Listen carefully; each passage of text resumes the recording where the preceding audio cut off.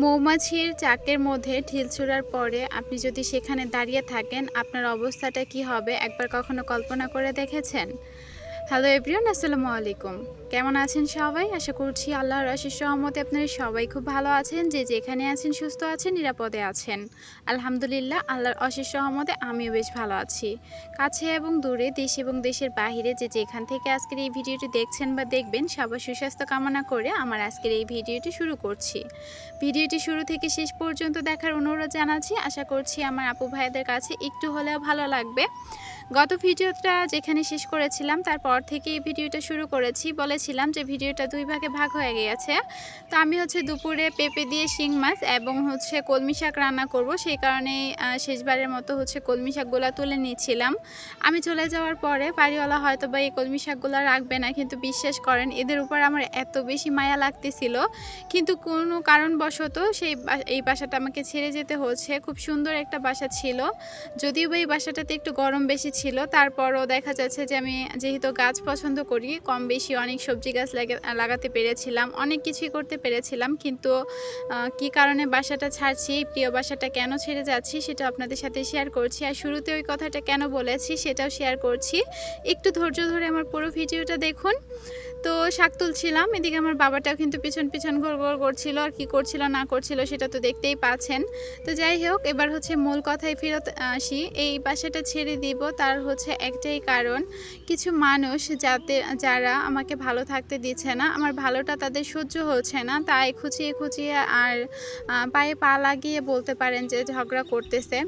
তো আমি কিন্তু এই যে ভিডিওটা করেছি সেদিনও কিন্তু আমি ঝগড়া করেছি। তো কি কারণে করেছি সেটা আপনাদের সাথে শেয়ার করতেছি। আচ্ছা, তার আগে একটা কথা বলেন তো, আমার মা আমার শ্বশুরের কাছে বিয়ে বসেছে, এতে আমার দোষটা কোথায়? এতে কেন মানুষের আমার কথা শুনতে হবে? যারা করেছে তাদের সামনে তো কেউ কিছু বলে না, আমাকে কেন আঘাত করে বলেন তো? এখানে তো আমার কোনো হাত নেই, কোনো দায়ভার নেই। আমি জানি এই কথাগুলো শুনতে অনেকেরই বিরক্ত লাগতে পারে যে কেন আপনি বারবার একই কথা বলেন, কিন্তু বিশ্বাস করেন আমার এই কথাটা বলতে ভালো লাগে না। আপনাদের তো এই কথাগুলো শুনে ভালো লাগছে না, আর আমাকে যখন প্রতিনিয়ত সবাই মুখের উপর বলে তখন আমার মনের অবস্থা এবং আমার পরিস্থিতিটা কি হয়। এদিকে শিং মাছটাও বের করে রেখেছিলাম, গত ভিডিওতে দেখেছেন। এখন সেগুলো পরিষ্কার করে কেটে ধুয়ে ভালোভাবে পানি ঝরাতে দিব। তো শিং মাছটা আসলে আমি পরিষ্কার করে তারপর ফ্রিজে রাখিনি, বলতে পারেন এক প্রকার অলসতার কারণে। অনেক বেশি আসলে শরীরটা যখন খারাপ থাকে তখন কাজগুলো এরকমই হয়ে যায়। তো এভাবেই ফ্রিজে রেখে দিয়েছিলাম। আর পরবর্তীতে একটা ঝামা দিয়ে দেখতে পাচ্ছেন, যেটা দিয়ে থালাবাটি ক্লিন করি, সেটা দিয়ে ভালোভাবে আমি ঘষে নিয়েছি। খুব সুন্দর কিন্তু পরিষ্কার হয়ে গেছে। আর এদিকে কলমি শাকটা কেটে নিব, আর কেটে নিতে নিতে এবং রান্না করতে করতে আপনাদের সাথে কিছু কথা আবারও বলে নিচ্ছি। আপনারা অনেকেই আছেন যারা আমার ভিডিও পছন্দ করেন, ভিডিও দেখেন, কিন্তু একটা লাইক দিতে ভুলে যান। প্লিজ একটা লাইক দিয়ে দিবেন। একটা ভিডিও বানাতে অনেক বেশি কষ্ট হয়, অনেক সময় চিন্তা করি যে ভিডিও দিব না, তারপর আপনাদের সুন্দর সুন্দর কমেন্ট এবং লাইকের ভিত্তিতেই কিন্তু আরেকটা ভিডিও তৈরি করার উৎসাহ পাই। তো প্লিজ সবাই মনে করে ভিডিওটা দেখে একটা লাইক দিয়ে দিবেন। সেই সাথে চ্যানেলে নতুন হয়ে থাকলে চ্যানেলটি সাবস্ক্রাইব করে পাশে থাকা বেল অপশনটি প্রেস করে অল অপশনটি সিলেক্ট করে দিবেন। এতে করে আমি যখনই ভিডিও আপলোড করব নোটিফিকেশন পৌঁছে যাবে আপনার কাছে, আর আপনি আপনার সময় সুযোগ করে কিন্তু আমার ভিডিওগুলো দেখে নিতে পারবেন। দেশের পরিস্থিতি তো খুবই খারাপ, সেই অবস্থায় আমার পরিস্থিতিও খুব বেশি খারাপ। এই বাসাটা ছেড়ে দিয়েছি তার কারণ অনেকটা বলতে পারেন আমার বড় ছেলের কারণেই। সে তো বাচ্চা মানুষ, তাকে তো আর গরু ছাগলের মতো বেঁধে রাখতে পারবো না, আটকে রাখতে পারবো না। আর যেহেতু গ্রামে বাস করি, গ্রামের ছেলেরা একটু চঞ্চল টাইপের হবে, একটু দুষ্ট হবে, এটাই কিন্তু স্বাভাবিক। তাই বলে এলাকাতে আসলে সেই বাচ্চার মাকে বিয়াদব বলে ঘোষণা করবে, এটা কিন্তু হতে পারে না। ইদানিং আমি একটা জিনিস খেয়াল করতেছি, আমি এই এলাকাটায় আসছি 2 বছর হয়ে গেছে, কিন্তু গত 2 মাস ধরে আমি খেয়াল করতেছি কারো বাসা থেকে যদি কিছু হারায় সেটার জন্য আমার ছেলেকে খুঁজতে আসে এবং জিজ্ঞেস করে সেটা এনেছে কিনা। আরে ভাই, এলাকায় থাকি, দুষ্টামি করি, আমার ছেলে সবার বাসায় যায় বলে সে তো আর চুরি করে নিয়ে আসবে না। আর আমি এটা কখনোই প্রশ্রয় দিব না যে সে একটা জিনিস নিয়ে আসবে কাউকে না বলে আর আমি তাকে কিছু বলবো না, এমন মা আমি না। বিশ্বাস করেন আমি যথেষ্ট পরিমাণ আমার বাচ্চাকে শাসন করি। এই ভিডিওটা যেদিন করেছিলাম, ভিডিওটা করার পরই একটা লোক আমার ছেলেকে খুঁজতে পাঠায় আর কি, কিছু বাচ্চাদেরকে দিয়ে। তো আমি প্রকার যখন খুঁজতে পাঠায় তখন ভাবলাম যে কিছু একটা অপরাধ তো করছে, তো আমি যাই। তো আমি হচ্ছে ওখানে গিয়ে জিজ্ঞেস করি যে কি হয়েছে, কি কারণে খুঁজতে পাঠাইছে, মানে যেই ছেলেটাকে পাঠাইছে তাকে জিজ্ঞেস করতেছিলাম। তো ওই লোকটা বলতেছে পরবর্তীতে যেই লোকটা আসলে পাঠাইছিল ওই লোকটা ওর মেয়েকে নিয়ে গিয়ে আমার ছেলেকে হচ্ছে কয়েকটা থাপ্পড় দেওয়ায়, আর লোকটা পাশে দাঁড়িয়ে বলতেছে যে আরও জোরে দে, আরও বেশি করে দে।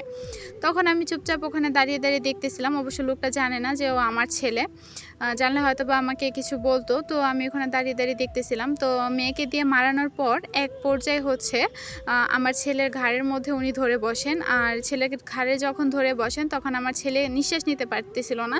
তখন আমি বললাম যে এই কি হয়েছে, আপনি ওনার ঘাড় ধরছেন কেন, ছাড়েন। তখন বলতেছে যে বিচার দিয়ে নিয়ে যাইতেছি। পরে আমি বললাম যে আপনি যে বিচার দিয়ে নিয়ে যাইতেছেন, আপনি ওর হাতে ধরতে পারতেন, আপনি অন্য কোথাও ধরতে পারতেন, কিন্তু আপনি ওর গেটির মধ্যে এভাবে ধরলেন কেন, ঘাড়ের মধ্যে এভাবে ধরলেন কেন। তো এই কথা বলাতে লোকটা আমার সাথে চিল্লায়ে ওঠে। তো আমি যখন চিল্লাতে যাই তখন এলাকার কিছু মানে আমি বিনা বেতনে তাদেরকে হচ্ছে চাকরি দিয়েছিলাম যে আমার সবার সাথে তাল মিলিয়ে আমার পায়ে পা লাগিয়ে ঝগড়া করার জন্য। তো তারা হচ্ছে সাফাই গায়ে যে এই মহিলাটা বিয়াদব, তার সন্তানকে শাসন করে না। এখন আপনারাই বলেন, ও আমার ছেলেটা আসলে খেলতেছিল, তো এক পর্যায়ে খেলতে খেলতে ওনার মেয়ে সামনে চলে আসে। আসার পর মেয়েটার হাতে হচ্ছে ঝাড়ু দিয়ে একটা বাড়ি লাগে, মানে আঙ্গুলের মাথায়। তো এটা দেখে হচ্ছে লোকটা না রাগ উঠে যায়। তো রাগ ওঠার পরে হচ্ছে উনি আমার ছেলেকে ধরে নিয়ে যেতে বলে। তো পর্যায়ে তো আমি গেলাম, তো আমি জিজ্ঞেস করতেছি, উনি বলে না। উনি আরেকদিন আমার ছেলে নাকি ওনার মেয়ের বুকের মধ্যে চড় মারছে। তো আমার কথা হচ্ছে, তুমি যদি বিচারই দিবা তাহলে তোমার মেয়েকে দিয়ে কেন মার খাওয়ালা আমার ছেলেকে, আর তুমি কেন বড় মানুষ হয়ে ওর ঘাড়ে ধরলা? আমার কথা হচ্ছে এইটা। তো আমি এই প্রতিবাদ করাই এলাকার, বিশ্বাস করেন প্রতিটা লোক আমাকে বিয়াদব বলে আখ্যায়িত করেছে যে আমি নাকি বিয়াদব।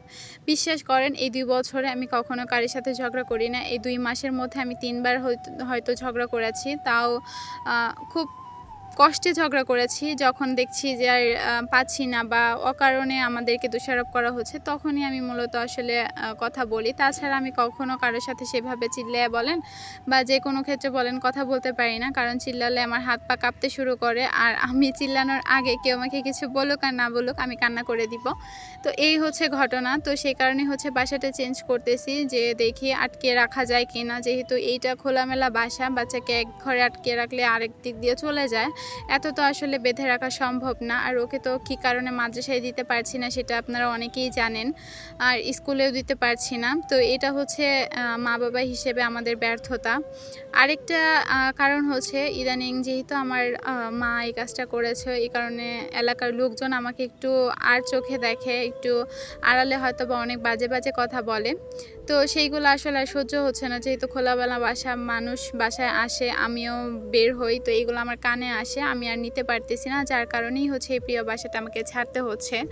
সবার কাছে সরি চেয়ে নিব, কথায় ভুল ত্রুটি হতে পারে, সেটা ক্ষমা সুন্দর দৃষ্টিতে দেখবেন, বা অনেকের খারাপ লাগতে পারে।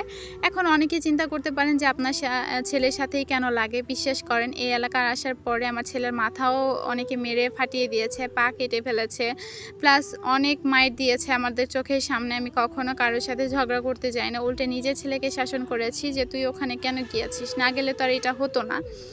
তো তারপর এক পর্যায়ে যাদের বাসায় হচ্ছে ওই লোকটা ভাড়া থাকে, সেই বাড়িওয়ালাই বলতেছে যে না, ও আমার ছেলের নাম যেহেতু মেরাজ, যে মেরাজের মা এরকম না, উনি ছেলেকে যথেষ্ট পরিমাণ শাসন করে, আর তোমাদের কি সমস্যা এই সেই সব কিছু শুনলো। তখন আমার অপরাধ কিন্তু এখানে কিছুই ছিল না। আমি একটা মা, আমার সামনে যদি আমার বাচ্চাকে, বিশেষ করে বড় মানুষ গায়ে হাত তোলে, সেটা আমি মা হিসেবে কখনোই মেনে নিতে পারবো না। উনি যখন আমার বাচ্চার গলা ধরেছে, যখন বাচ্চা নিঃশ্বাস নিতে পারতেছিল না, আর ওই পর্যন্ত নিয়ে আসতে আসতে হয়তো উনি আরও কিছুটা চড় থাপ্পড় আমার ছেলেকে অবশ্যই দিত, তারপর বিচার দিত। এখানে আমি আবার মার দিতাম। তো সব কিছু মিলে দেখা যাচ্ছে আমার ছেলেটাই মার খেত, তাই না? তো কথা বলতে বলতে হচ্ছে আমি শাক কেটে নিয়েছি, সেই সাথে আমি শাকটাও রান্না করে নিয়েছি। তো কাঁচামরিচ ছিল না, যার কারণে শুকনো মরিচ দিয়ে আমাকে রান্না করতে হয়েছে। কাঁচামরিচের কেজি নাকি 500 টাকা, তো বোঝেন অবস্থা। এদিকে শিং মাছের তরকারিটা বসিয়ে দিয়েছি। এখন এই যে আপনাদের সাথে ভয়েস ওভার দিচ্ছি, মানে ভিডিওতে ভয়েস দিচ্ছি, এখনও কিন্তু পাশে ঝগড়া করতেছে, চিল্লাচিল্লির আওয়াজ শোনা যাচ্ছে। তো এই এলাকাটা এরকম প্রতিনিয়ত কিছু না কিছু হবে, সেটা মারামারি হোক, হাঙ্গামা, মানে যাই হোক না কেন হবেই। যদিও বা আন্দোলনের কোনো প্রভাব না পড়লেও প্রতিনিয়ত এই যে প্রভাবটা, এটা কিন্তু আমার উপরে অনেকটাই এফেক্ট ফেলে, যার কারণেই সিদ্ধান্ত নিয়েছি বাসাটা চেঞ্জ করব। কী কারণে এলাকাটা ছাড়তে পারছি না সেটা তো আপনারা অনেকেই জানেন, কম বেশি সবারই জানা, অজানা নয়। না হলে অনেক আগেই হচ্ছে আমি এলাকাটা চেঞ্জ করে ফেলতাম। তো যাই হোক, ইনশাআল্লাহ কখনো হয়তো বা চেঞ্জ করব। তো আপাতত হচ্ছে ফ্ল্যাটে উঠে দেখি, যদি থাকতে না পারি তাহলে এলাকায় ছেড়ে দিব। যদি বাচ্চাকে সামলাতে না পারি তো এদিকে রান্না তরকারিটা বসাইয়া দিয়েছি ঝোল দিয়ে, তো হতে থাকুক। আর আমি হচ্ছে সকালে যে থালাবাটিগুলো ছিল সেগুলো এখন ক্লিন করে নিচ্ছি। তো এভাবেই দেখা যাচ্ছে যে রান্নার ফাঁকে ফাঁকে সমস্ত কাজগুলো করে নিতে হয়, যেহেতু আমাকে আসলে সাহায্য করার মতো কেউ নাই। আপনারা বিশ্বাস করবেন কি না, আমার মা তো আমার সাথে থাকে, কিন্তু বিশ্বাস করেন আমি যদি কাজ করতে করতে মরেও যাই, আমার মা একটা কিছু করে দেখবে না। উনি যখন আসলে খেতে চায়, যখন দেখে যে প্লেট বাটি ধোয়া নাই, তখন যে উনি মুখটা করে, তখন আমার ওনার মুখের দিকে তাকালে আমার নিজেরই রাগ হয় যে আমি কেন ধুয়ে রাখলাম না। তাহলে তো ওনার এরকম মুখটা দেখতে হতো না। তো একটা প্লেট ধুয়ে উনি খেতে পারে না, তাহলে বোঝেন উনি কোন ধরনের। তো আশা করছি আপনারা সবাই, আপনাদের হয়তো বা অনেকের মনে প্রশ্ন ছিল যে আমি বাসাটা কেন ছেড়ে দিব, তা আশা করছি আপনারা সবাই ক্লিয়ার হয়ে গেছেন। অনেকটা আমার মায়ের কারণে, আবার অনেকটা হচ্ছে আমার ছেলের কারণে। পার্শ্ববর্তী বাসাটাই নিয়েছি। তো বাসাটা হচ্ছে যেদিন ক্লিন করতে যাব আপনাদের সাথে একটু ছোট্ট আকারে শেয়ার করব যে বাসাটা ঠিক দেখতে কেমন। তো যাই হোক, এদিকে তরকারিটাও ঢেলে নিচ্ছি।